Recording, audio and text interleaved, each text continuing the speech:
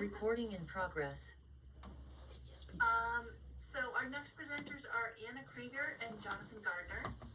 And let me give you your session code before it slips my mind like it did before. 4, 2, 3, 7. 4, 2, 3, 7. So to introduce our speakers, Anna Krieger is the Executive Director of the Massachusetts Advocates for Children, a legal advocacy organization that works to remove barriers to education for children and youth who are discriminated against because of disability, race, immigration status, or language. Anna is a nationally recognized expert on supported decision-making and has trained, advocated, and written widely on the topic alongside decision makers and their supporters. She spent her career working at a range of disability justice organizations advocating for choice and inclusion for disabled people. She's a graduate of Berkeley Law and Haverford College. Jonathan Gardner is a 20-year-old self-advocate, cancer survivor, and decision maker who happens to have autism. He has a vision for helping others in any way he can. He resides in East Bridgewater, Massachusetts. Jonathan is currently employed by the ARC of Massachusetts as ambassador for Operation House Call. He's a Flutie Fellow for the Doug Flutie's Foundation, where he gets to share his vision of helping others. More recently, Jonathan was named co-chair of the Massachusetts Supported Decision-Making Coalition. In 2022, Governor Charles Baker appointed Jonathan Gardner as a citizen member of the Massachusetts Developmental Disabilities Council. He enjoys video games, anime, wrestling, and advocating for himself and others. Jonathan began his advocacy at the age of 8. He responded to a traumatic event by using it as a springboard for self-advocacy. The rest of the speakers' bios are in your portal. So I'm going to turn it over to Anna and Jonathan.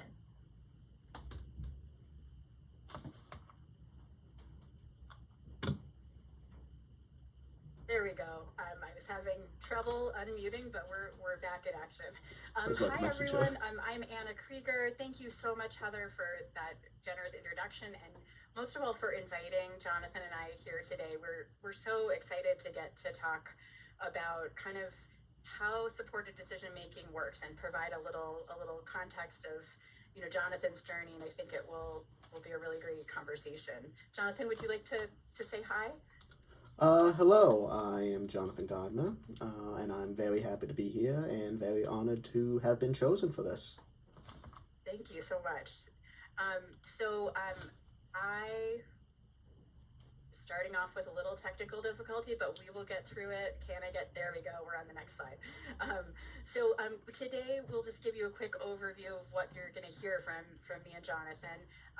First, we're going to kind of talk about the basics of what is supported decision making, choosing supporters, and kind of just to make sure everyone has the common grounding. And I know there have been a lot of different conversations that have already happened, so we hope this will be valuable to just kind of hear it in the context of what we're going to be talking about with it, which is some life experience from Jonathan about how he's made some really complex decisions, which will be what we'll be highlighting, and talking about communicating decisions and what to do in those challenging situations. I'm going to talk for a little bit, and then I'll be passing the virtual mic over to Jonathan. But first, I just wanted to start us off by saying, what is supported decision making? There's lots of different definitions that people have used over time in writing and in presentations, and one that I think a lot of us really embrace is from Professor Dinnerstein, who I'm sure many of you have heard of, who has defined supported decision-making as a series of relationships, practices, arrangements, and agreements that are of varying degrees of formality or intensity. So I think that really reflects the fact that some people need a more formal arrangement, and some people kind of have naturally developed supported decision-making arrangements, and then some people need more support and some people need less support. And the idea is that this arrangement is there to assist the person with the disability, who we call the decision maker, to make decisions and communicate those decisions about the person's life. And so that can look a lot of different ways, but one of the things I really want to emphasize that I think at times gets overlooked, and that in practice I've really learned is that it's not just about support with understanding maybe the pros and cons of a decision and really communicating that to the decision maker in a way that is accessible to them, but it's also about communicating that decision. So the supporter might be playing a role in helping a third party understand the decision that the person has made, that the decision maker has made. And a lot of times, this arrangement is grounded in peer support, in community support, in family support, in lots of different ways.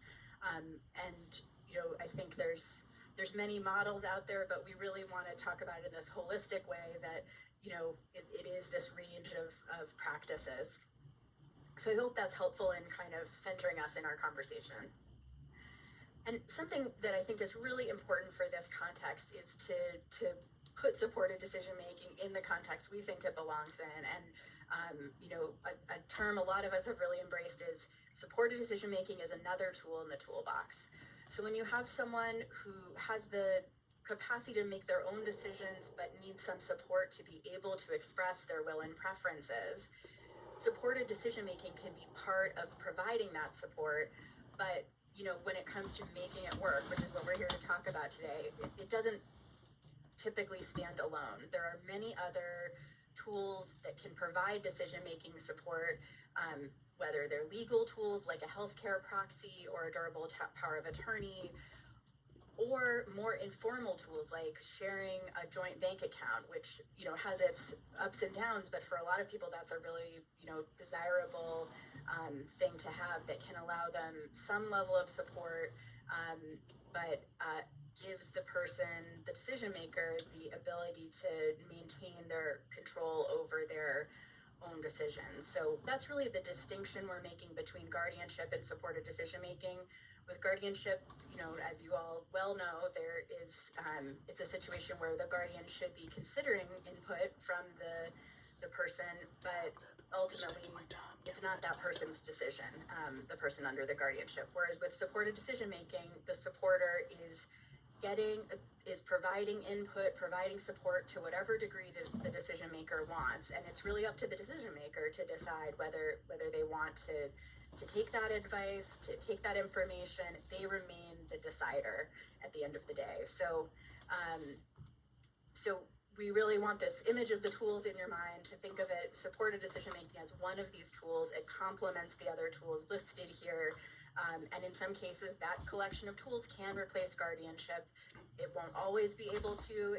There are times we, are all well aware that there are times where someone may need a guardianship, in our current systems that we have. But we really think that these tools are underused and underexplored. That's kind of our message today. And we hope to give you some examples that will help you move towards, using this as a more commonly embraced tool.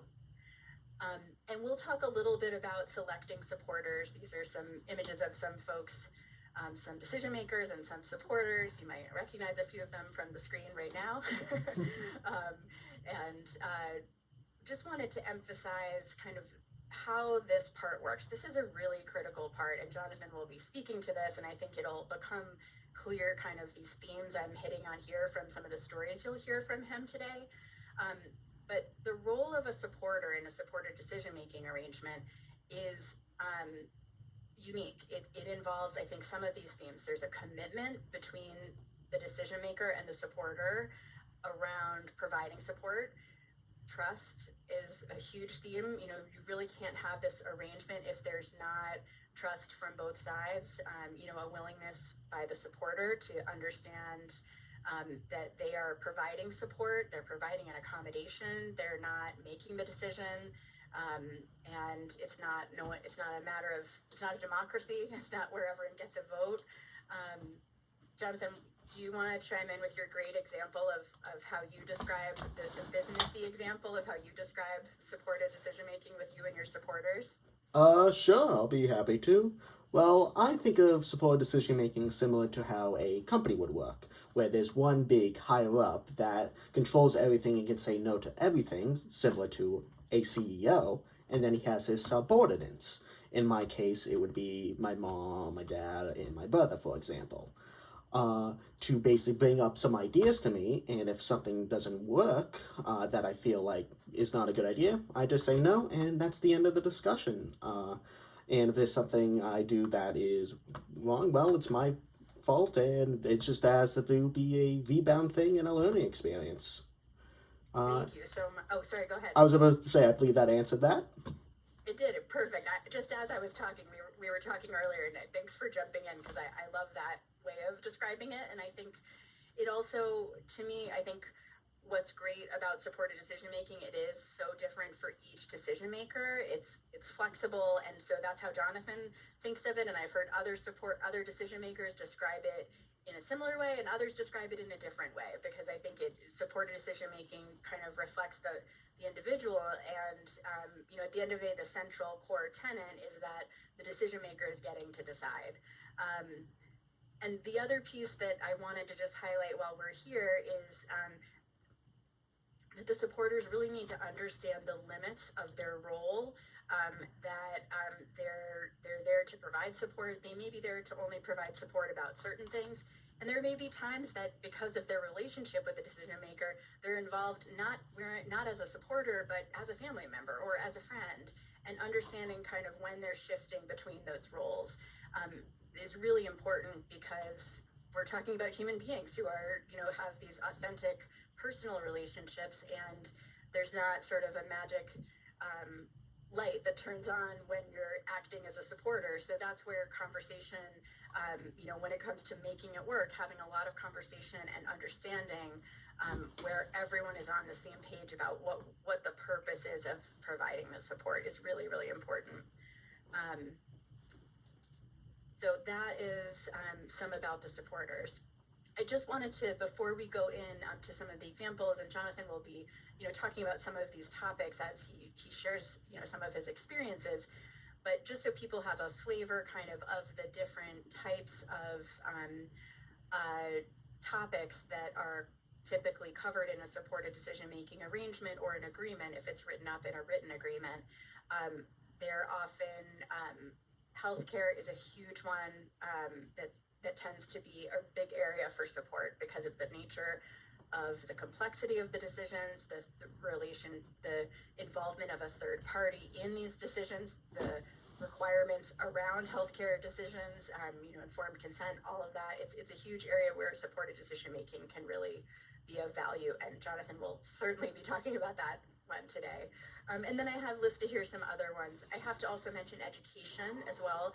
It's a really important piece because, as many people know, often in IEP meetings and at transition age is when people are told, oh, you need to get guardianship over your child before they turn 18, because and so often the reason, we've heard that's given is because don't you want to still be involved in your child's IEP meetings? And this is a perfect example of a time where supported decision-making can provide a really important way for a young adult to be able to make their own decisions about education and not necessarily need a guardianship.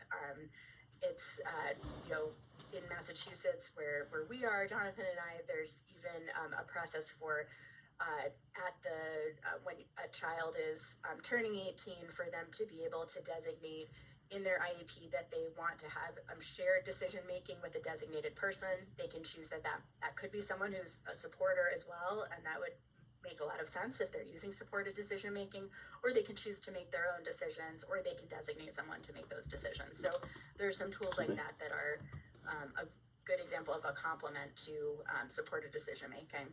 And there's some other things listed here. I'm sure you've all can imagine that these are all really important topics, and some of which we'll talk about today. So with that, I'm going to share with you a code. I feel it's so exciting. It's like a lottery or a bingo or something.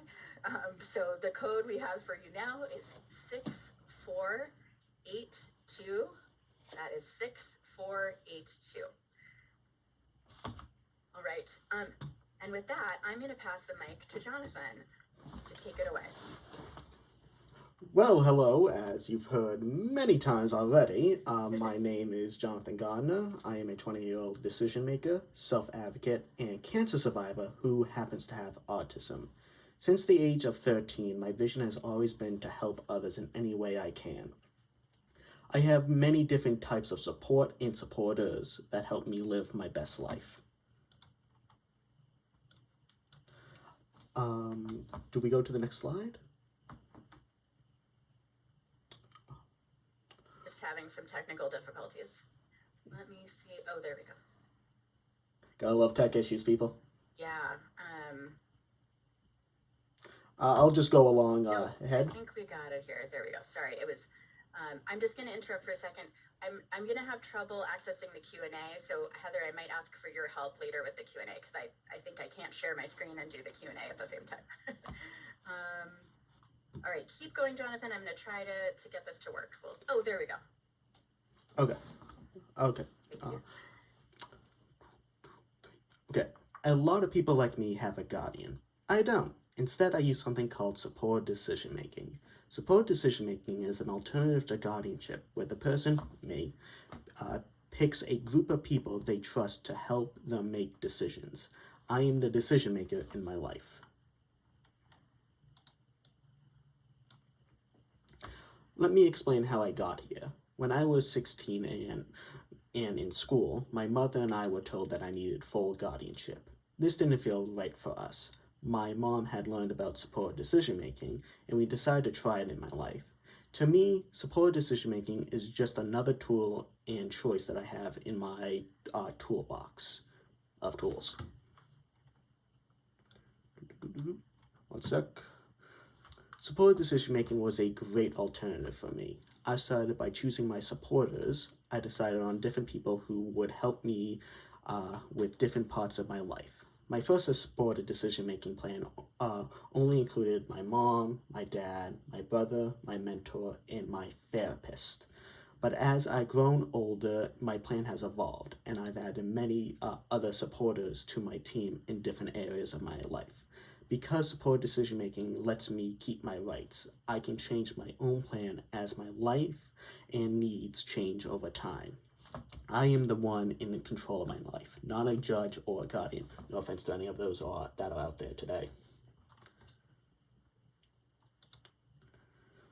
So, Jonathan, I wondered if you could now, talk to us a little bit about how supported decision-making worked for you in the beginning of your cancer journey. And I just also want to acknowledge how wonderful it feels to call you a cancer survivor. And I think there's probably a lot of people smiling and sending you a lot of love right now because we're very happy you're a cancer survivor. And I think would love to know about how supported decision-making helped you in that process.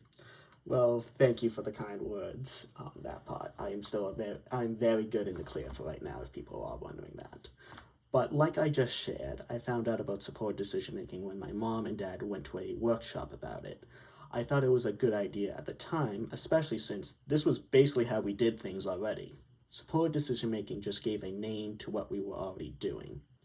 I'm going to tell you all about the first time we really put supported decision-making to the test with other people that never heard of supported decision-making. In 2021, I was diagnosed with Ewing sarcoma, which is a rare form of cancer. From the day I found out I'd had cancer to the day I had to go into to meet my medical team was only a few days, which did not give me time to process just how sick I actually was. Before we went to meet my medical team, my mom and dad and I sat down to make a plan to be prepared. Throughout the years, we always tried to make plans when going to an unexpected event so that I would be best supported. Our plan, which we all thought was great, was the three of us would go into the doctor's office. I would say hello, and my mom would explain if I needed to. I would be spending the rest of the time in the waiting room on my computer while my mom and dad listened to the doctor gather the information. My mom would write down everything everything the doctor said, and then when they would done talking, my dad would come get me, and my mom would break down the information to me, so I would understand it with the doctor's help. We all thought this was a great plan, except we forgot to tell the doctor what to expect when we got there. It took some convincing on our side to the doctor because I was over 18 and, well, HIPAA laws. But thankfully, because my doctor realized that this was going to be the only way to get the information into me, he went along with the plan. We are also thankful that my doctor went along with our plan because it really made a difference in my care, knowing I was going to get my information the way I felt comfortable and that he was supportive of my way of communicating at the time. Thank you so much, Jonathan. I think that, it's so interesting to hear about that because it highlights that, it wasn't just about you using supported decision making and setting it up with your supporters, but also that you had to do education of other people, of doctors, about how this was going to work. Yeah, it was a very interesting ride in the beginning, but over time they became more accustomed to it, and they tell me every single time they go there that they're thankful for me, that I taught them so many valuable lessons in life, and they are in full support of this bill as well, I want to say, before I forget that. But they are just full of support, and honestly, if people are wondering, it's like going to see family nowadays. Well, that's perfect because I was able to see one of the questions, and someone asked, what's this supported decision-making coalition that Heather mentioned you're the co-chair of? So, and you mentioned a bill, so could you tell everyone what bill you're talking about and what coalition you're talking about? I'm talking about the Supported Decision-Making Coalition and bill, respectively. I am the co-chair alongside Maura Sullivan, for the Supported Decision-Making Coalition, where we try to help pass the bill of supported decision-making, which is an alternative to guardianship. Awesome. So I think that's interesting to raise now, too, because, pardon me, in what this is pointing out, what this is Jonathan's referencing is this effort to pass legislation here in Massachusetts. So Jonathan's been able to use supported decision-making, even though there is no law in place, though I know you'll be hearing from, some of our colleagues across the country who are in states where there are supported decision-making laws. But, because unless someone has taken your right to make decisions away through a guardianship or some proceeding, like a conservatorship proceeding, you have the right to make your own decisions. And so, we really frame this, I think, as an accommodation that Jonathan is getting. And could you also, one other question that kind of came up that I think you just touched on was about what's the process like when you described, that your mom would get the information for you and break it down? Is it she just tells you, oh, here's the information, and then in 1 second you decide, or is there more back and forth? Like, how does that work for you when you were getting that information about these really complicated things? Well, it would depend on the subject at hand for it. For example, if you would like an idea of it, I'm trying to think of a good one. 1 sec. Maybe something from your cancer journey, if that, maybe when you first went in to decide. Take your time, though. Okay, give me a sec. Let me think. So this is how we have a setup, basically. Like, my doctor would basically say what he's going to say, and then my mom would try her best to translate it to me because it's all medical talk. Like, basically, if you want an idea of it, from my point of view, basically imagine if I'm talking computer stuff to you. I'm a pretty big computer geek when it comes to that stuff, but basically, she would try to translate it so that way I could understand it better. So, say, for example, let me think. There's some stuff going on with my stomach, for example. We were trying many different things, and my mom would translate it, and then I would think on, is this a good idea for me? And I would talk it through back and forth if I wasn't sure with it or with my mom. And from there, I would either ultimately say, okay, I'll go with it, or I would say, maybe we should try something different, something that's less taxing. Like something like that? Yeah, that I think that helps what the question was getting at. I think the person was sort of wondering, is it, just someone says, here's my opinion, or is it more like interactive, the way you described? Yeah, it's definitely more interactive. I'm not just like, my mom's not just basically like, oh, you should do this. And I'm like, no, let's talk through this first. And she would be the one that says, let's talk through this first before we make any drastic things. Because sometimes when it comes to medical stuff, I'm like, yep. But even though that is something I shouldn't do, but... Well, it's a lot, and you're making so many decisions that's a really important form of support, is saying, slow down, don't just say yes, let's talk about this, so that's a great example of the support she's giving you. Yeah, it is, honestly. So I wondered if you could share anything, we've talked, and we'll get back to talking more about, the medical stuff and some of your cancer journey, but I wondered if you could share a story about how supported decision-making has helped you plan for the future. Mm-hmm. All right, I can definitely do that. This one takes place after my cancer journey. My support person, Eric, who is also my brother, was thinking about me being the decision maker. My brother is 23 years old and honestly is the best brother and has always had my back in everything. He is like a friend to me as well and always tries to give me as many opportunities as I want to be involved with his friends in different scenarios. Excuse me. One day, my brother was over my house. He lives in his own apartment, but comes over my house to eat our food and do laundry, like most teenagers. We were talking like we usually do, and he told me he wanted to talk to me about something important. I said, sure. And Eric said to me, I think I know the answer to this, but I have been thinking of it and wanted to ask you, if something happens to mom and dad and they die, where would you like to live? My answer was, no offense, Eric, but I do not want to live with you. Eric said, that is what I thought you would say, and now I want to know where you would like to live. My answer was, I want to eventually have a wife and kids and live with them.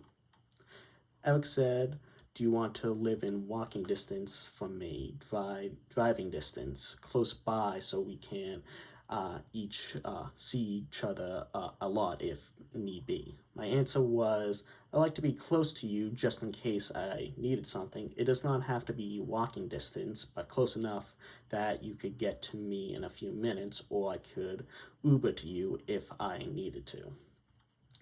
Now, here's the best part. My mom, who was in the other room, came in when she heard us talking, and she said, wait, really? I should have had this conversation with you both because I just assumed you would live with Eric, but I'm so glad that you both were able to discuss this and see what everyone's decisions are. I assumed you both would take care of each other, and in my mind, I saw that as living together, but I'm glad you both can decide what is best for you both. Thank you, Jonathan. I just love that story, and I think it's so interesting that your mom, who is, as you've told me before, your sort of number one supporter and so involved in your life that even she was surprised, that with the decision you were making, and it just shows sort of, I think, the skills that you've built through using supported decision making and the way you're thinking so critically about like what you really want, and then it's really about what you want and how the support your brother provides you is different. Mm-hmm. and not always the same. Yeah, like my mom is a great person and all that stuff. She is a fantastic mother and has been my number one supporter, like you said. Like the number corona. If I'm in the first command in the CEO, she's second command, if you want to use business terms. One sec, sorry, I forgot to turn off notifications. It shouldn't be that bad, but... no problem. We can't hear anything, so it's all good. Okay. Yeah. But when it comes to a lot of things, we sometimes have some disagreements. Like for that, for example, where my mom just assumed I would go live with my brother, who left a while back, and honestly, I'm kind of grateful he's not living here, but I still love him, but it's much better with him not here. Much more peaceful, but yeah, though. But yeah, though, like, there's stuff like that sometimes we have that stuff, like I can give him plenty of examples of me and my mom disagreeing on some stuff, but me going ahead and me sometimes learning from it, and sometimes me being right and being happy with it, and like stuff like that. Wonderful. Well, there are some great questions in the Q&A that I wanted to raise one to you right now, and then after that, maybe we can talk about like a really challenging decision, and we have some slides to share with that. But someone was asking, they saw in the pictures of the slide that you had so many different supporters for different life areas, and they were wondering what process you used to choose your supporters. That's kind of a loaded question, so give me a second to explain this in a quicker way than it would take, because, Anna, you know my stories. It's true. We've got time, though, so whatever you want to share is fine. Yeah. Okay, I'll do it this way. So, in layman's terms, just to quickly sum this all up, I had a very challenging childhood. I had two really bad teachers. Eventually, I was pulled from the public school system to be homeschooled with my mom, who is honestly the best teacher I could have ever had. But from there, I grew a lot of trust issues. From not really trusting a lot of people. Heck, I took years before I even left certain places to go to different places. Like, I remember the only places that I ever felt comfortable to ever go to were my own home, the Bridgewater State University, because I had speech and language there, and I had a swim program there. And finally, my grandmother's and grandfather's place. Those three places were the only places that I went to after everything happened. Over time, my ability and everything evolved. I had some rough patches here and there when it came to certain people, but eventually I grew out of it and started to heal finally from it. So when it came to opening myself up to more people, to become more trusting of more people, it took some time. It takes a lot of time before I could trust a lot of people. Heck, Anna knows for that. She's one of my support people, for crying out loud. But it took at least over a year before I asked her to join my team for that. But really, it's about trust. If you want to know how I pick people, it's about who I know for a fact has trust in my thing. Like, for example, obviously family members first, then it would go down to hoop friends, and then go from there if need be. But it really comes down to, if I trust you, I would offer this to you. I've offered this to plenty of people. Some said, nah, I don't feel comfortable with that. Some people say, nah, sure, why not? But it really comes down to, it's just mostly a sign that I trust you. And I'm grateful to have you, and I would like to have you help me out a little bit more. But if that's not works, well, oh well, we can still be friends. I love your way of describing it, and I will say personally, it's one of the greatest honors that I've ever had to have you ask me to be your supporter. Mm-hmm. So I take it, I know what a big deal it is for you, and it's an equally big deal for me. So I think, to me, that just shows how deeply you think about, your relationships with people, and how, I think, from having met a lot of your supporters, they really know you really well, and they know, how to communicate with you, and how you communicate. So I think that's a testament to how hard you've worked to really surround yourself and find people who can be part of that for you. Yeah, it's all about the trust. That's what I keep telling people when it comes to this stuff. And I'm grateful to have you on the board as well. I almost forgot. Thank you. That was understood. So you don't have to thank me. It's truly my privilege. So Someone asked a question that I think I'll just address quickly right now before we go into the other story you were going to share, about what do you do for people where there's no family available to help? And I think that's a really challenging question and a really important question. And I think every time that I've been in a space where we're really thinking deeply about supported decision making and the future of it, this always comes up.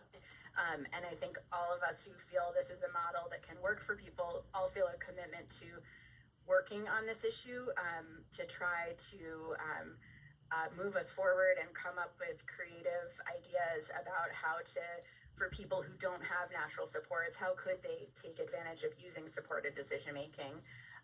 I think sometimes just getting started, if you can even find one person, then that's a way, certainly Jonathan, your team has grown so much. And I think that happens. A lot of people I've worked with, their team has just grown with time. So that can be huge.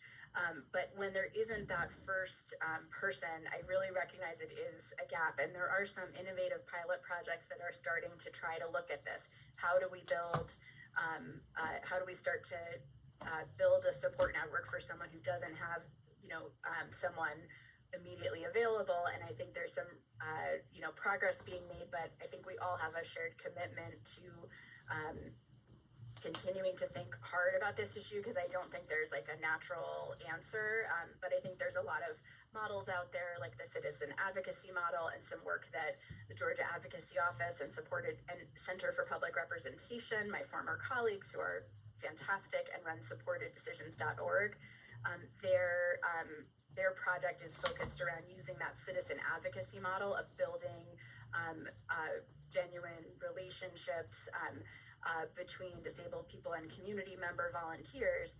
That can be a way of using and practicing supported decision making. And so I really encourage people to check out that as sort of a model to be followed. And you can reach out to the GAO, Georgia Advocacy Office, to learn more, or Center for Public Representation. So thank you for raising that question. Now, another question was raised about if you ever had disagreements about medical decision making. And Jonathan, I was going to ask you if you could share a story now about a really challenging decision you had to make where you found supported decision making helpful. And I think that will kind of be a good example also of what this person is asking about. Like, what do you do when there's a real conflict? So with that, I'll let you take it away. And I'm going to share the screen again for a minute. So I won't be able to see the Q&A, everyone, just so you know, for a little bit while I'm sharing. Okay, so just wait until you share the screen, or okay. There we go. Yes. All right. Fighting cancer has been one of the hardest journeys of my life. I've been through a lot of hard journeys already. I'm so thankful I was given the freedom to choose how I go about my treatments. Having been able to use supported decision making during my cancer journey was really life-saving for me. And helped me make my own decisions while battling cancer. I would not be the person I am here today without supported decision making. For example, when I was 6 months into chemotherapy and 2 weeks into radiation, I came home one day and my body and mind were feeling horrible, hopeless, and I ended up crying in my room and just really wanted to give up. I told my mom, I told my mom, I do not care what happens to me. I just wanted to stop, even if the tumor causes me to die. My mom had to take some time to process all this herself, but when she came back into my room, she came back not as my mom, but as my support person. She said to me, Jonathan, I do not know what the answer to this all is, but if you could put your faith in me as your support person, I'm going to try my hardest to figure this out for you. From there, I gave my mom the okay to contact my medical team, and together they all came up with a different plan for me to think about. After the meeting, I was able to talk to my supporters about the plan, got my questions answered, and then I agreed to move forward with it. The plan ultimately saved my life while also taking care of my mental health. at the same time thanks to supported decision making. Supported decision making makes me feel truly involved with my life and provided me with choices about when and how I was going to receive my cancer treatments. Because of supported decision making, I was able to let my body and voice guide me with the help of my supporters. I did not have many choices when it came to having cancer, but at least I could have controlled how I got through it. Full guardianship would have been worse than death for me. I would have lost my choice. If I was not able to pick my support people during my cancer treatments, I wouldn't be just a shell of myself right now, if I even survived. I'm the type of person that needs to have full trust in the people that are in my life. If someone else picked those people for me, I would not fully be able to be the person I am today. If a guardian had forced me into treatments, I would have been severely depressed, damaged, and not the person I am here today. And before we move on, I would like to say something, if Anna doesn't mind. Of course. I would like to say, yes, guardianship is necessary for a lot of people. It is absolutely necessary. There's a lot of people that I've seen in the community and a lot of people that I've experienced and seen that need full guardianship, and that's fine. Supported decision making is not here to replace it or become better than it. It's here to live side by side with it. It's not a replacement, it's an alternative, and I truly believe in that. Thank you. I feel like there's applause happening. That was just a really, there we go. I should have had that when you were just saying that, because I think you really captured it. Supported decision making gives more options. And I think that's what your story really emphasizes for me, is that, it's about making sure that we really have meaningful options available for people who need support to make decisions, but don't need a full guardianship. And I think I wish I could say it's uncommon that someone like Jonathan and his family are being told by the school to go get a full guardianship, but in fact that the same story happens all the time, and even just happened recently at Jonathan's former school. That we just had an instance where we know of that happening. So we just recognize that we want there to be a recognition that guardianship should live side by side, and there should be more than one option for people who need additional support. And then at the same time, I want to acknowledge we need to work to both educate people about supported decision making, but address that important issue that someone raised, that not everyone has natural supports, and some people need a higher level of intensity of supports. And there are certain people who don't communicate with words and might communicate using an AAC device, and supported decision making is going to look different for them. So really getting this practice to be embraced and understood as something that is natural, that is a way of supporting people, that's an accommodation, and that works for everyone. And Jonathan, did you have your hand? Yeah, I did. I just wanted to add something to this, if you don't mind, because I just thought of this on the fly. So I don't know if this is going to cover anything you said. This is completely off script, people. But go ahead. But basically, there's good and bad in both of these: supported decision making and guardianship. It's clear, Jonathan. Thank you. There's good and bad in both, and that's like in everything in life. There's good and there's bad. It's as simple as that. Either way, it's not here to replace. Just wanted to get that out there because I just thought of it. I love that. Thank you. That's great. And don't worry about the chat, Jonathan. We can check that later. I'll be our MC. In our last, we've got some time now for some Q&A. So I think this is perfect. We've got a lot of questions, so I'll walk us through them a bit. Just give me a moment. So someone was asking about communicating the final decisions. So if you make a decision, like in that example where you were just talking about, you were making a decision about a new plan for your treatment. In that case, did you communicate with the doctors the final choice? Like, I'd like to do, like they presented the plan. Did you say to them, yes, that's what I want to do? Or did you have someone else do it? Or how did it work in that case? I believe My memory could be a little bit foggy on this because Fine, it's been no a couple of problem. years, and plus chemo brain. Look it up, people. It is a real thing. but Chemo brain, it's real. You heard it here first. yeah. But honestly, yes, I did make the final decision, if I remember correctly, that I was the one that said this is okay, where basically I would take 2 weeks off, basically, and get my mental health back. Great. Believe that answered the question? Oh yeah, that's great. And this is something that's come up before that I think people sometimes maybe don't catch as they're hearing the question. That you explain that whole process. When your mom would come back to you and say, okay, I learned all this from the doctor, was she doing that by herself and telling you, or was there another healthcare provider there kind of overseeing? It would depend on the day, really. Like for example, some days it's just one doctor, some days it's just two doctors, and rinse and repeat from there. Mostly it's just one or two, but really at the end of the day, I am still in the room. So I am always listening in to it. So if I catch on to it, she doesn't really have to translate it to it. I'm starting to learn. And then if she, translates it to you, is there someone there to kind of double check her? Yes. To make sure. Yeah, I think that's a really important and creative thing that you all came up with as the team.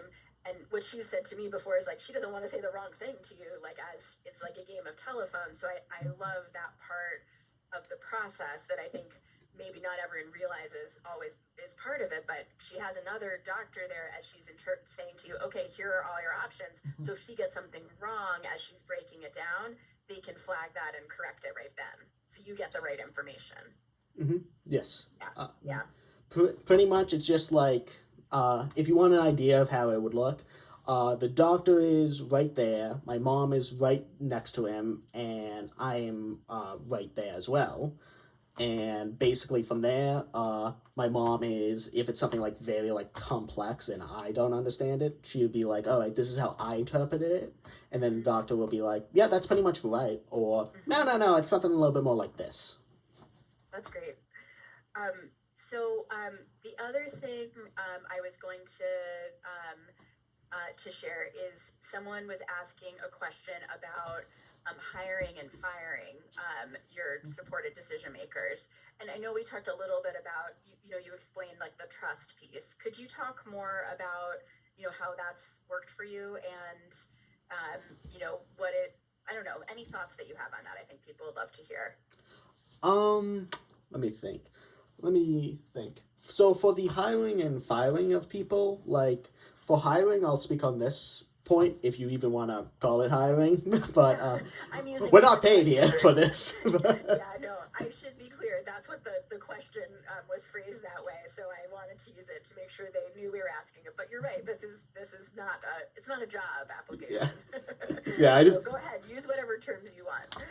But now on a serious note, though, basically, it would take some time before I would even consider adding them to the team of it. Say, for example, if you want like the shortest amount of time, 6 months, if you want an idea before I even like think about it, it even comes across my brain. But for like the process, it would take time of trust, friendship, and communication to be like, this person understands me, they get who I am, I can rely on them, basically. Like, sure, we might have disagreements, but they'll know that, and they'll respect my decision no matter what.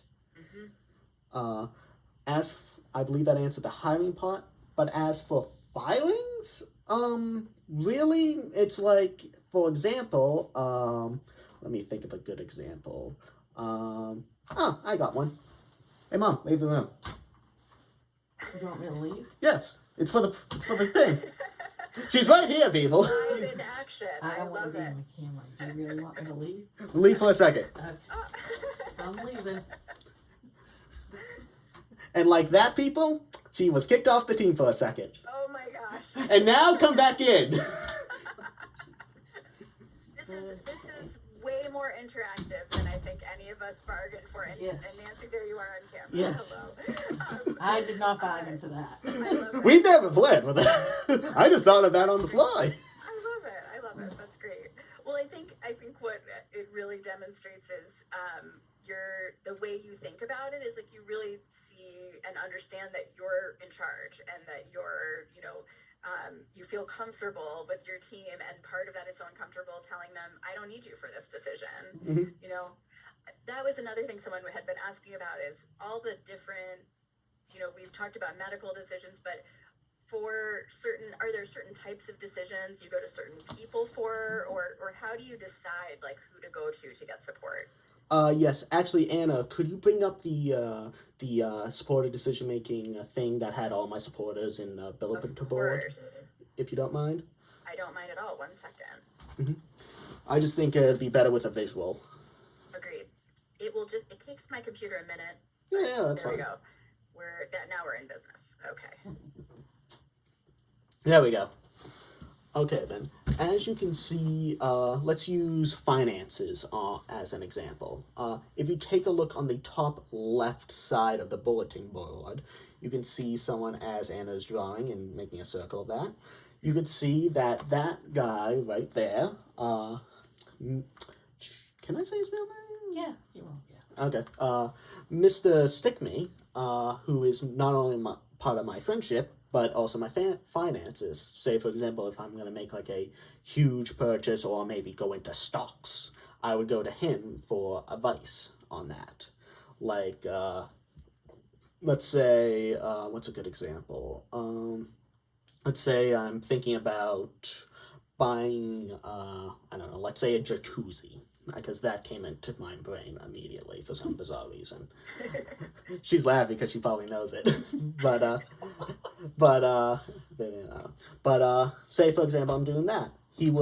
I would go to him and say, hey, I'm thinking about making this purchase. And either we would make a pros and cons list, or he would tell me, maybe not the best idea, but ultimately it would come down to my decision. And if it wasn't a good jacuzzi, he would just support me through if I wanted to make a return of it or figure out a way to make it work or whatever through that and help and support me that way. Oh, could I ask a question? For Yes. Mr. Stickney, did you know him before you asked him to be your supporter? Yes, I did. I knew him for a couple of years, and if you don't mind, I would like to go into a story about this. That's where I was hoping you would take, so that would be great. Mm-hmm. Good. Okay, just wanted to make sure. Oh yeah, I'm the timekeeper, don't worry. No, I was just making sure of my mom. Oh, I see. Go right ahead. Yeah. So Mr. Stickney and I have had a very good relationship moving forward, but as I've mentioned before, I was, let's say, the most shyest kid. I still am a shy guy, but I was very more shy than this. Let's just put it that way.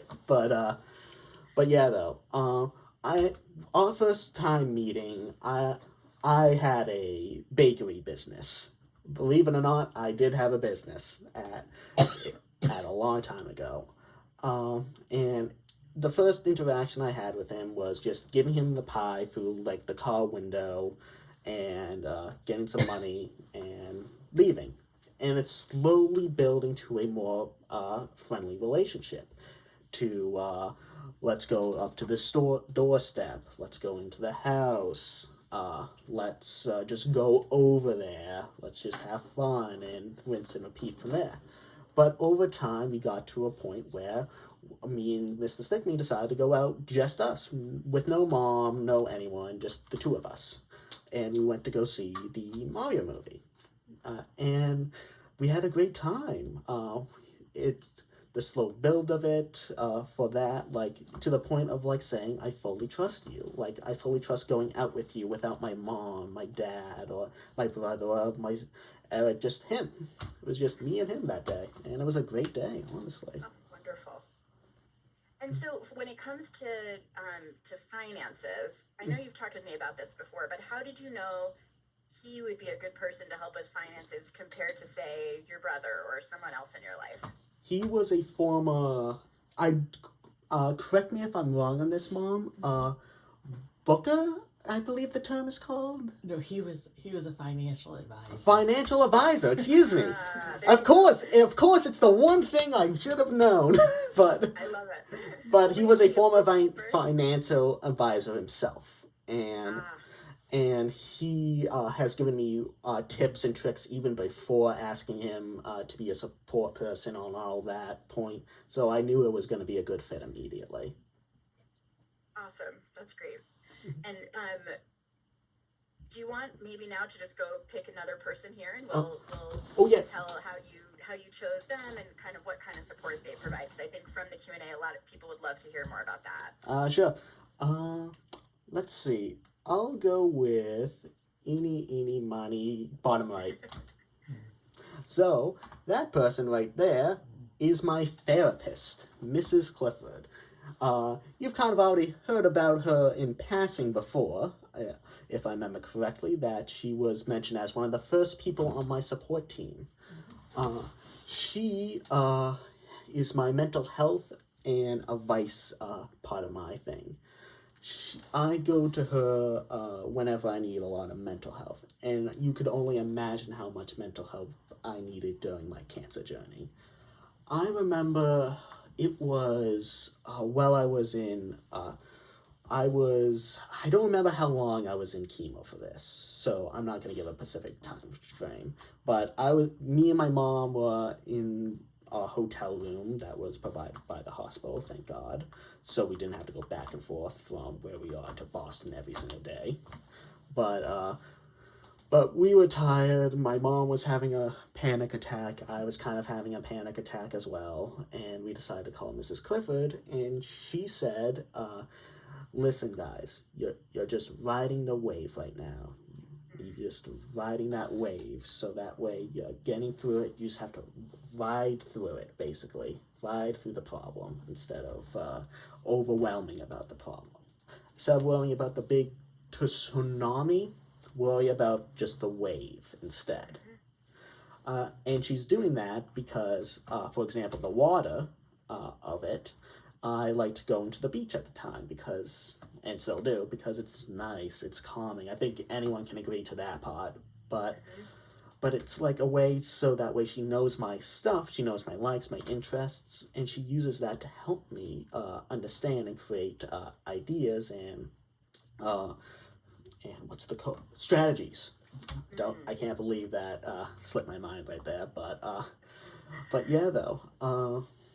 That's great. And does she help you with those? Do those strategies ever help you with making decisions? Sometimes. Let me think. If we're talking about decisions specifically, I would probably say if I'm not 100% sure on a decision that I'm making, then I'm still like a little bit about. Sometimes I think about riding that wave, for example. Like, for example, let's say, what's a good example of that? Let's say, I'm slipping. Let's say, here's a good one. Me and my brother going out for doing something, for example. I said okay to it, but sometimes I'm just like, maybe it's not a good idea, maybe it's not, I'm a little bit worried, but I have to ride that wave to see how that turns out. Or going through my chemo treatments, for example. This is actually a much better example than that one. Yeah, that's fine. But basically have to go through the emotions, basically, of basically just have to ride that wave through the treatments, because it's kind of like, you can only imagine just being in that room, just like throw it out of your tree and all that stuff. And another one, this is a new strategy, I guess you can say, or a way she supported me, I should actually say. Yeah, that's what I'm doing. So I had these people a long time ago that were, I believe, Anna, you don't even know this story, so you're about to learn something new. Great. I always learn something new from you, Jonathan, every time we talk, so it was no surprise I would right now. Yeah. Go ahead. So I had these people on my team. This kind of actually answers the filing thing as well, actually, now thinking about it. But I had these people that weren't following, not only their job, but also not supporting me as well. Long story short, it got to the point where my mom I basically had to text my mom myself to basically come get me, and I was so upset and crying the whole way home because honestly, just feeling betrayed and all that stuff. Like a lot of stuff was that, and they kept trying to push me down instead of forward, basically. So, from there, and we're gonna call these people true nature because this is their true nature. So, me and my therapist, Mrs. Clifford, came together. This is the first time I'm meeting her, and we started off with slow build with her, and then we finally got to a point where I would basically tell her everything that happened, and we would talk through there.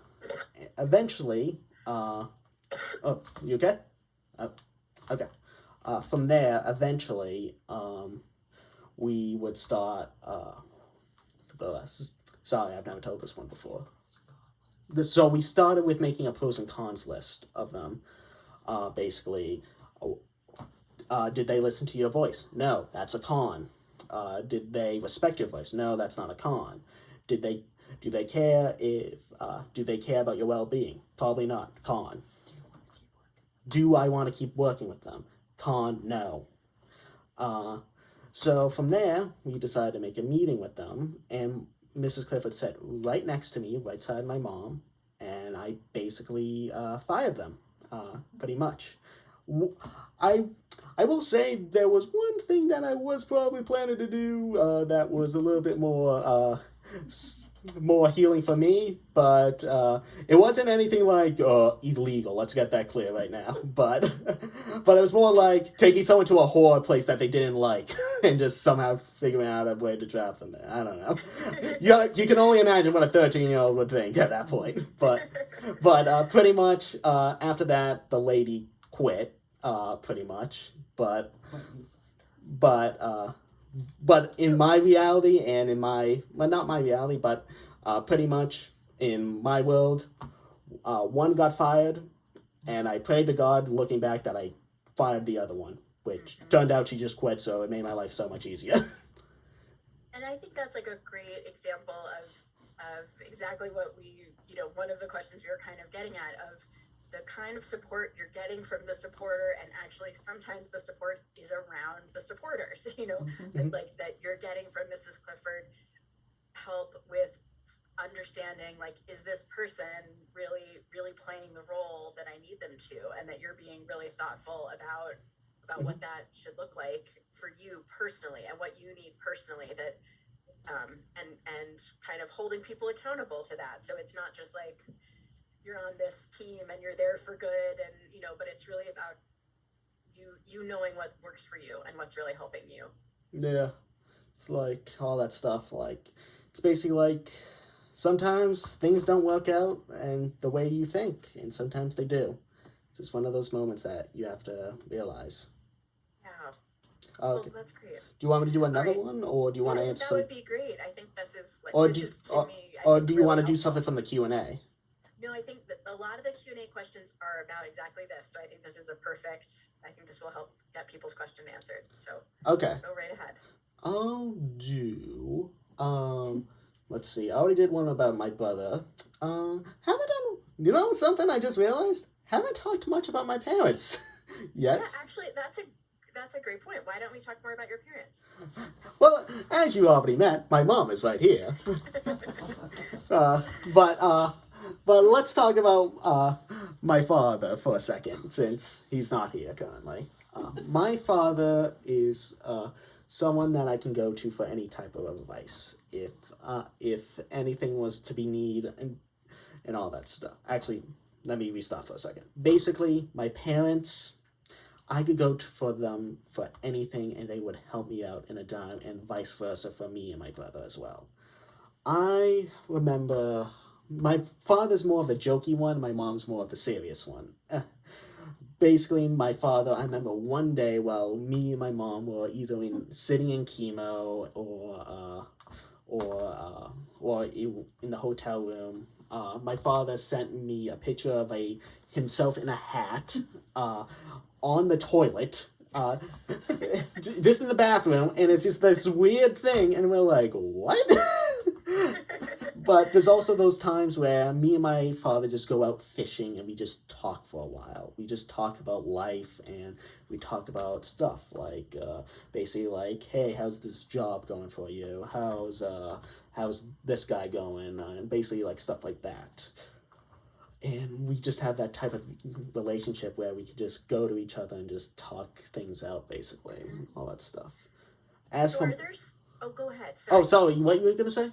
Well, I was just curious, because you have that kind of relationship with your dad, is there certain things, kinds of support you, or kinds of issues you want to go to him to first about? Let me think. Let me think of a good scenario. It would really depend. Mostly my go-to person is my mom, because she is the safest of the safe persons. But as for some scenarios that I would go to my father for, mostly let me think of a good example. If it's like some computer stuff that we could talk things out, he sometimes likes to talk about that stuff. He works in automation. Or sales stuff. Basically, if you want an idea what sometimes I would go to him for, say for example, I'm preparing a speech, and I do this sometimes because sometimes he can joke around about this stuff, so it's not really the best time to do it. So I would go to him and ask him some advice on some sales tips. Because, well, in bills, I find bill advocating and sales kind of similar in a way. So I sometimes go to him to ask, hey, is this good to say, or is this good, or does this look good, or stuff like that, basically, since he works in sales. And stuff like that I would go to him for. As for my mother, what don't I go to her, basically? If you could get rid of that red line for a second and just circle basically my go-to for everything. If I could draw a heart, Jonathan and Nancy, I would. But it's not that fancy.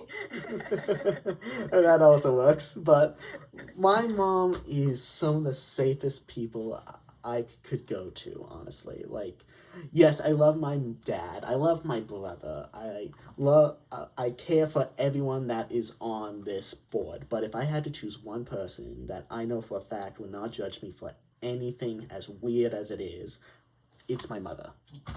And honestly, there's so much stories I could say from the time that my mother walked in and saw something horrible happening to me and pulled me right out to help protect me from a very bad situation from the school days, to the time that I was just crying in my room, or just like, and one time when I was starting off with chemo and I was exhausted and tired, and my brother was here and all that stuff. I wanted to go talk to him because, well, he's my brother. I love talking to him. But my mom suggested that I would go rest and all that stuff. But she said if I wanted to, I could go out and go hang for a bit. And I did for a little bit.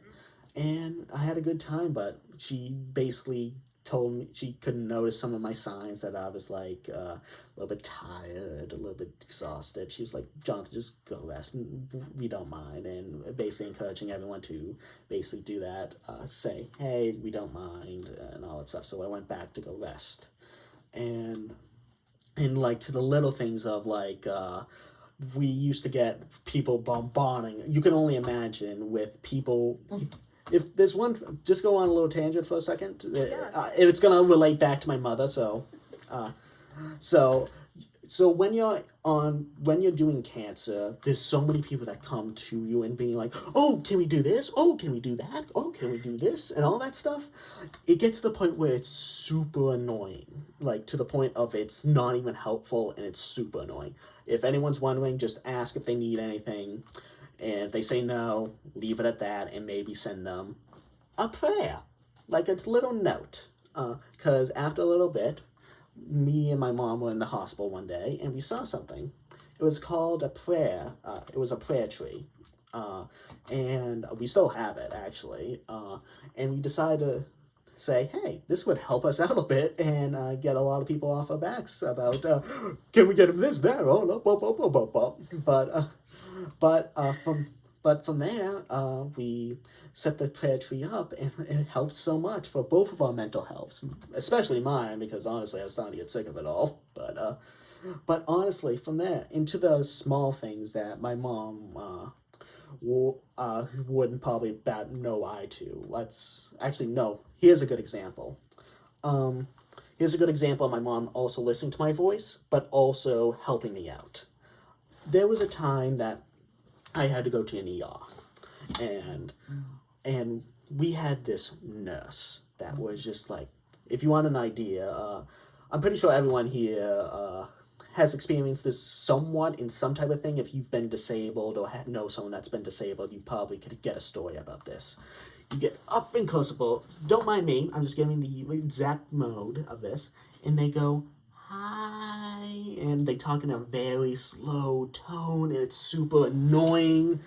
And this is worse because, give you a little mindset of this, I'm thinking I'm having a heart attack right now because my heart is going boom, boom, boom, boom, boom, boom, boom, boom. Well, at least what I thought it was my heart. It was actually bone.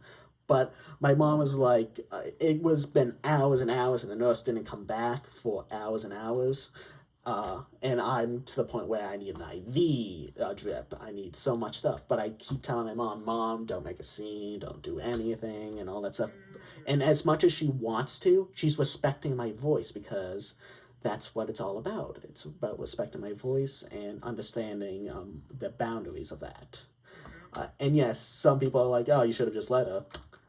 Well, after a little bit, I let her. And man, that was a hurricane. It was an interesting one, but eventually I finally got what I needed, which was an IV drip. And then finally, we got a new nurse who just brought in Italian ice, and I broke down crying of joy. Because that's all I ever wanted that day. I think that is such a powerful story, and I want to make sure people really heard what you said, which is, you're at the ER, you're worried you might be having a heart attack, and you're not getting the attention that you needed from the hospital staff.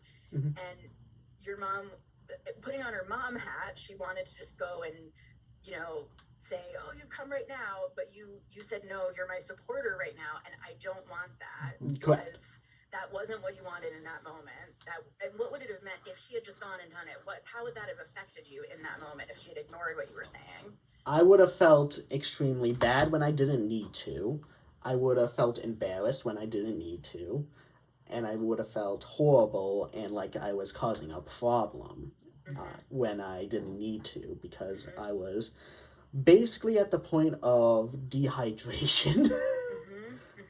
Yeah. Because you were going through cancer treatment. So yeah, cancer treatments and everything. Yeah. And I just think that's, like, it really is one of those challenging moments, and I think it says so much about your mom to go back to that, understanding the role that she understood in that moment. She was being your supporter, and by respecting what you wanted and letting you decide when you were ready for her to take it to the next level, and you chose when to take it to the next level, you were really ready at that moment, and it wasn't, it was empowering to you. And I guess the other thing I'll just observe that I think everyone is probably hearing so much is just how confident you are in this whole process. That, like, when you're talking about the decisions that you've made with these different supporters, that, like, these are not things you're just saying, oh, I trust you, so I'll let you decide for me. You're saying, like, I trust you to help me decide for myself. And if I could, I'm getting so much out of this person, next time book him for a full day. Oh, Betsy wants to book Jonathan for a full day. I agree, Betsy. I'll be back for that to moderate. Live stream of Jonathan just playing video games and talking about this stuff. But speaking about video games for a second, there is one more thing I want to bring up about my mom. I like to sometimes bring this up because it shows the sometimes agreement, sometimes works out. There was a game that I bought a while back that was a special edition that I sometimes wonder why I did that, but that's besides the point right now. So I was a little bit hesitant on if I should buy it or not. And my mom was like, maybe you should. And I decided, you know what? Why not? I deserve a little treat for myself. Came a couple of days later, and it's a good game, but let's just say I found out a couple of things that made me regret my purchase. But I won't go into the details of that because I don't know how particular people are about some of these details, and I don't feel like dealing with it. But let's just say for personal beliefs, there was some stuff in there that didn't work out for me. Let's just say that. So I don't know who on here knows about Twitch, but isn't that when you stream when you're playing a video game? So next time, Jonathan and I will do some education about supported decision making while streaming on Twitch, and we can really get into it. But but I do think that's a great example because we're talking about everything here from as serious as deciding your cancer treatment to buying a video game, and like that you're thinking of all of that for you. That's all supported decision making. Yes, the smallest detail could always be don't recall a second code. But I don't know about that one, but it's all about any type of decision you could say through going out to eat, maybe you're not sure about that, to life-altering events. That's what sport decision-making is all about. It's about supporting. It's not about, little Jimmy wants to buy this new video game. No, it's about support. It's about support, not about anything else. It's just about supporting. Because no matter what, at the end of the day, like I said before, it comes down to my decision. And I can live by it, like we all do. And I think that speaks to also something that was brought up when we were just at the beginning talking about the definition of supported decision making, that it's going to be varying degrees of intensity. Mm-hmm. And that might also change for you over the course of your life. Like, yeah. I have known you not that long, but even in the time I've known you, Jonathan, I've seen how you've become even more confident and thoughtful and like about all of the decisions you're making. So the kind of support you get when you're 40, 20 years from now, will probably look a little different, than it does today because of the life experience you're getting and from the practice you're getting with making decisions. And I think that's what I've seen in my work with different decision makers is that practicing making decisions, it's building that muscle so that you get better at making decisions. And part of that is trusting yourself and knowing what you do need, because I think as you're describing these different, you've had a lot of practice. So okay, if someone explains it to me this way and that doesn't really work for me, or if the person doesn't work, you've described a couple, kind of through trial and error, you get better at knowing who provides you the support you want and what that support looks like. And so it makes it more efficient. And so you're getting to, it's just improving, with time, if that makes sense. Yeah, that does make sense, honestly. Like, it's all about, like life, supported decision-making changes for people. Yeah. Sometimes it's for the best, sometimes it's for the worst, but that's life at the end of the day. Yeah. It's ever-changing. Yeah, I love that.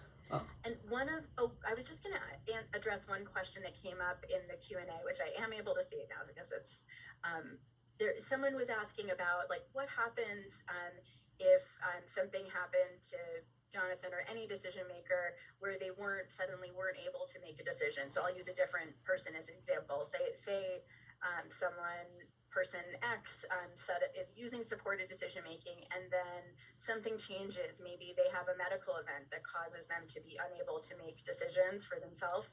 Well, it's really just the same as any other person.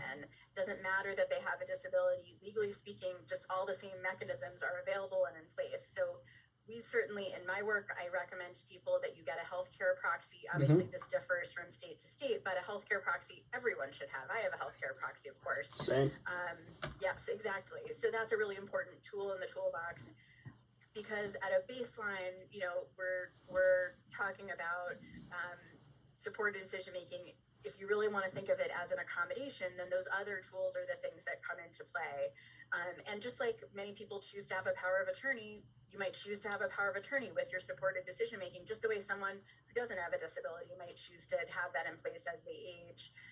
So I think there's, that's really the way to think about it. Just like anyone else, guardianship is still available. If person X in this example, something happens, they become incapacitated and aren't able to communicate, say, at all suddenly, and there is no alternative system that they can use, then all those legal mechanisms that are existing would be available to them.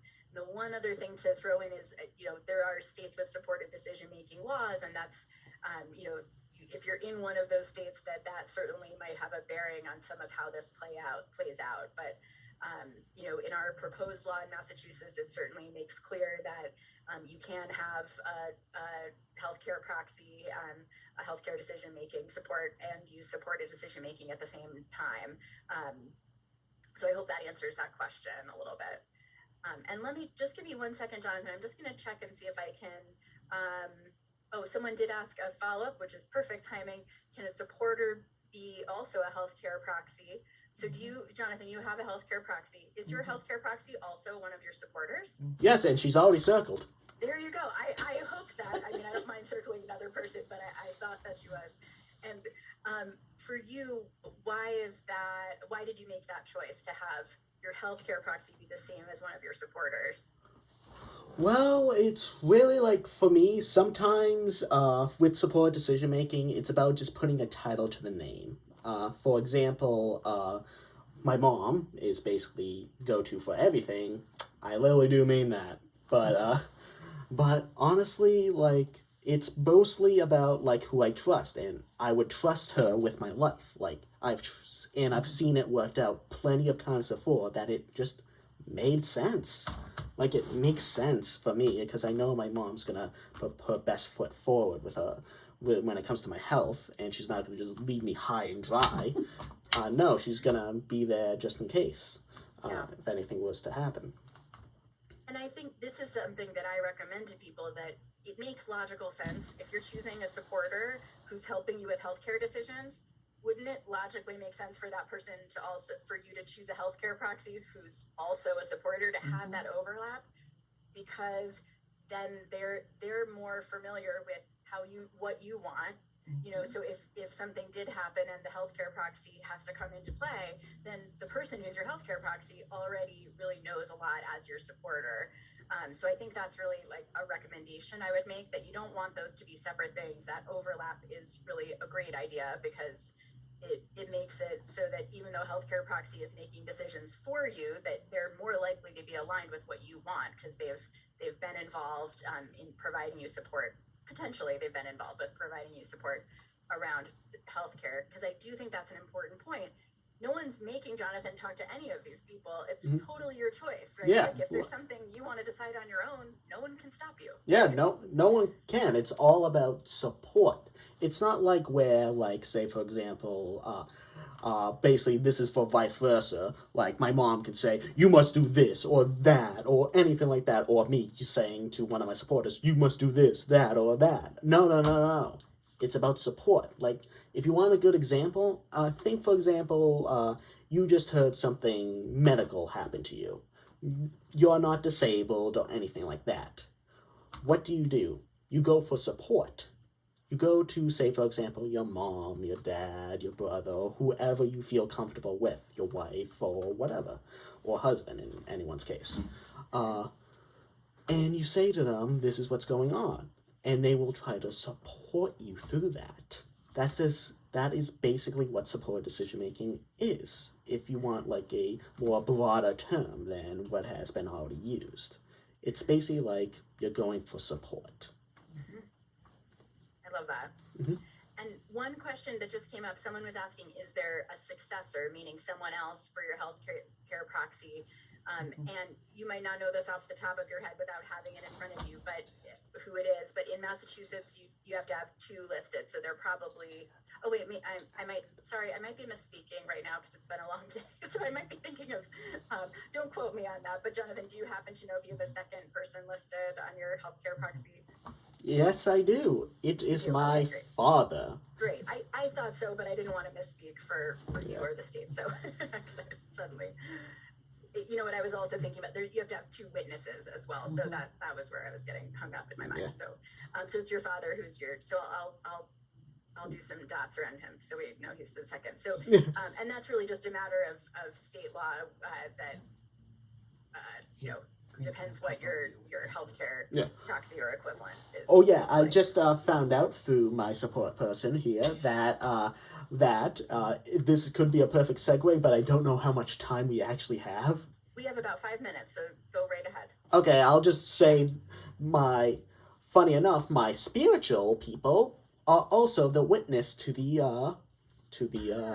healthcare proxy. My grandmother and grandfather, who could just yes, I just wanted to point them out. They're great. I could go into a story with them, but I don't think we have time for that.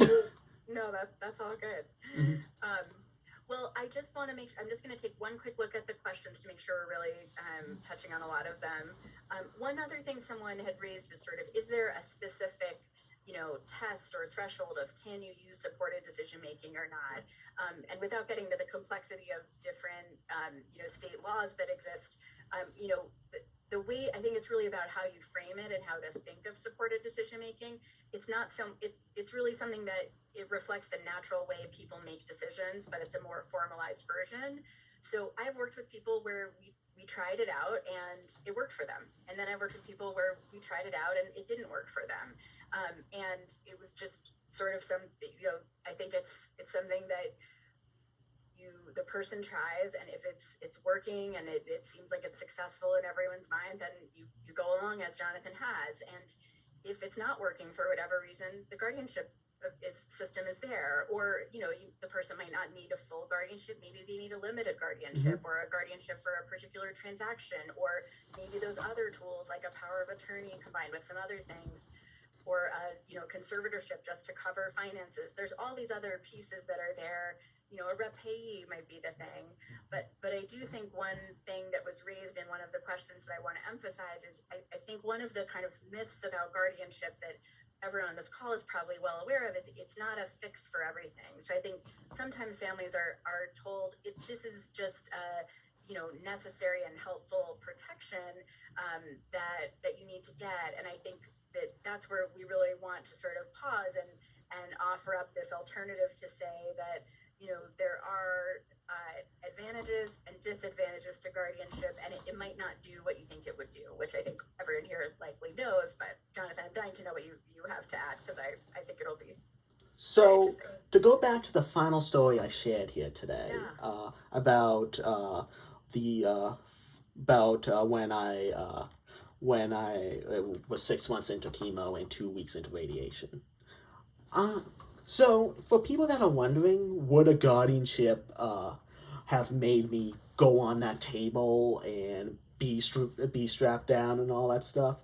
Maybe the strapped down part, but go on the table? No, that wouldn't be. That wouldn't be. I guess what's the word? Not only in my own best interest, but I don't think that would work, because a single piece of paper doesn't make someone go, you must go there. Sure, there's contracts and all that stuff, but it doesn't mean that person's gonna do it. Mm-hmm. It's you could probably name thousands of times, Anna, that you've seen contracts get broken that because someone refused to do something since you're a lawyer and all that stuff.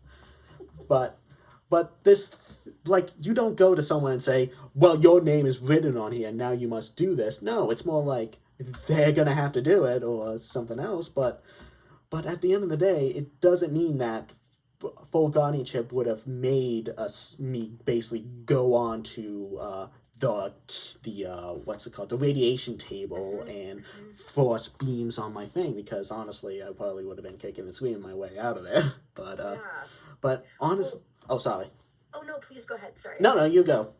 No. Okay. Pretty much, this is what I'm going to say, and then I'll switch it back to you, Anna. Pretty much, if people think that a single piece of paper for anything with guardianship, and here's the thing, I just want to make this clear before I say anything, people that have guardianships, I have no problem with, but people that think that full guardianships is the solution to every single problem you have are wrong, because at the end of the day, we're all humans. You can't make a human being literally force them into treatments that has poison in them. No, that makes zero sense. Like, do you think someone on the medical thing will be like, maybe we shouldn't be doing this? There's so many things that could go wrong with that. And also, at the end of the day, you can't force someone into treatments, to my knowledge. Like, even with a single piece of paper that says guardianship, you can't. I just wanted to get that out there. No, that's great. And I think the take home, and the law is different from state to state. So it gets complicated when it comes to what that piece of paper can do. So that is a whole other conversation for another day. But I think the important point that Jonathan's making, as my last words, I'll just underline it, is that for you, Jonathan, the difference it made being able to have control and a voice over those treatments was night and day, sort of, as you've said. Absolutely. Yeah, I don't know how much time I have, so I'll... we're wrapping up, but you get the last word for sure. So okay, I'll make this as quick as humanly possible, people. Great. But all I wanted to say is, no matter what, people need guardianship, and people want supported decision making. People need both. And my only thing is, they can easily coexist. And either if you agree with some of the stuff I've just said, or disagree with some of the stuff I said, or there's some type of law in Massachusetts, or wherever you are, at the end of the day, I think we all can agree these things can easily coexist. So that's all I wanted to say. Thank you. Thank you, Jonathan. I'll do some applause because I have nothing to add. Thank you, Heather, for having us. Thank you. This was wonderful. Thank you so much for this presentation. Jonathan, you gave us such a firsthand view in what supported decision making can look like. And it's so much more interesting than what we read about and what we see about in other places. So thank you for that. And thank you for having me.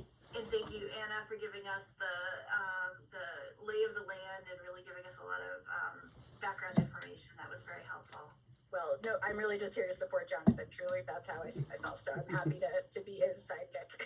So. All right, everybody, let me give you your third code for this session, which is 9576. 9576. What did you think We of the have a last thing I said? 15-minute break, and we're going to start again at 3:30. And Anna and Jonathan, make sure you read the chat because